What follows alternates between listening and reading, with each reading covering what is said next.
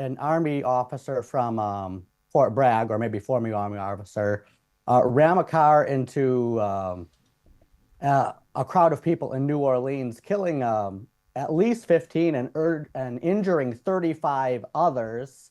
I believe Joe Biden has come out and finally confirmed that he is believed to have strong connections to the Islamic State. So, an Islamic terrorist, but an Islamic terrorist who seems to have had some domestic support. Like I said, he was an Army officer at Fort Bragg, which is an interesting coincidence, or maybe not a coincidence, because the other big terrorist attack in America this week is another Army officer at Fort Bragg who strapped himself with explosives, drove a Cybertruck up to the Trump International Hotel in Las Vegas, and tried to blow up the car. Now he ended up picking probably one of the worst cars you could do for that type of terrorist attack.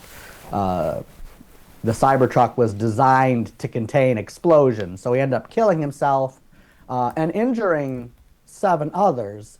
But there was no damage done to the building just because of the way the truck was built.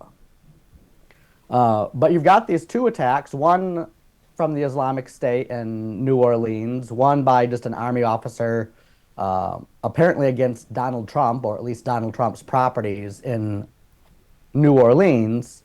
But it is just interesting that they're both from Army officers from Fort Bragg.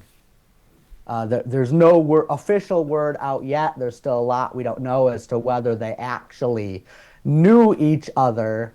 But Tim Roth, actually, who tried to shoot Donald Trump in Mar-a-Lago last summer, also at least visited Fort Bragg many times. So there's a number of people wondering what's going on at Fort Bragg right now, because they've that name showed up 3 different times in 3 different terrorist attacks over the past year or so.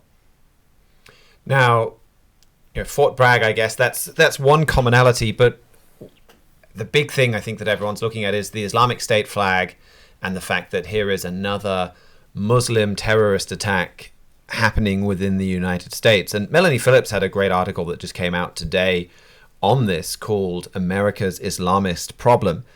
And she connected some of this to the border, but she also talked about, she said, just as in Britain and elsewhere in the West, a curious state of denial and amnesia has afflicted America every time an Islamist attack takes place. And she goes through and lists all of these different attacks that we've seen. She also says for years now, America has told itself that Islamic terrorism is a European problem, particularly when it comes to homegrown Islamists. Now Americans have been brought up against the hard evidence that this is their problem as well. Like, this is a problem that Europe obviously has imported. Europe is closer to the Middle East. There have been large numbers of Muslims coming into these countries. They've caused problems here. I mean, Britain's grooming gangs are very much in the news, and I might bring that into this story in just a minute. But this is a reminder that this can be a problem for the United States as well, and that they too have imported some of these same dangers. Right, and I've definitely been hearing a lot of talk amongst especially the Make America Great Again movement on X and other social media platforms, just pointing out that Islamic terrorism is an import to America. Like I said, we don't share a border with the Middle East, so these terrorists have come into America, at least the Arab ones, as the result of mass immigration over the past several decades. And so that is just really a sobering wake-up call, that the fact that terrorism is something that it's happened here before with the 9/11 terrorist attacks and others, but now to actually have someone pledging allegiance to the Islamic State, which is in Syria and the greater Levant region, actually conducting attacks in New Orleans, so that there's definitely even a serious border security problem, in addition to some of the homegrown aspects of these terrorist attacks, which is one of the curses prophesied to come on a nation that disobeys God in Leviticus 26 and Deuteronomy 28, saying that I will even appoint over you terror. So terrorist attacks like these, that they I mean, they really make people afraid, because I mean, you're just seeing like a Cybertruck blow up that you weren't expecting to in a city in the middle of Nevada, or a terrorist pledging allegiance to a Middle Eastern power,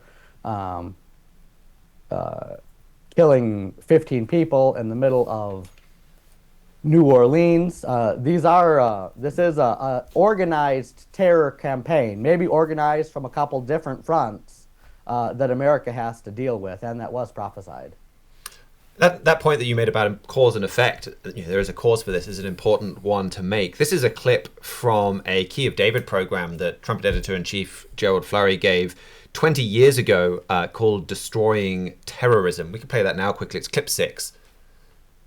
And Daniel says that's why we brought these curses upon us like terrorism, that there's a cause and effect. And God, by allowing this terrorism to come upon us, is sending a message through that violence that something is not right in Israel.